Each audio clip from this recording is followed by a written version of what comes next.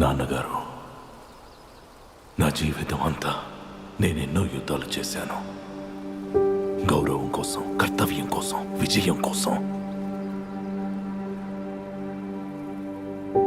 కానీ ఇప్పుడు విధి నేనెప్పుడూ కోరని బాధ్యతను అప్పగించింది.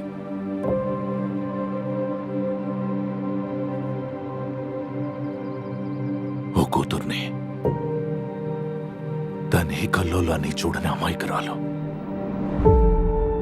మన పితృదేవుళ్ళందరి శక్తి నాకు ప్రసాదించు. ఎందుకంటే నేను ఇంకోసారి యుద్ధం చెయ్యాలి, ఇంకో శత్రువుని ఓడించాలి, తిరిగి నా బిడ్డ దగ్గరికి చేరుకోవాలి. ఒక యోధుడిగా కాదు, ఒక తండ్రిగా పోరాటం కంటే ప్రశాంతత విలువైందని తనకి నేర్పించాలి. నేనెన్నడూ ఎరుగని జీవితం అది. దయచేసి నా కోరిక మన్నించు తండ్రి.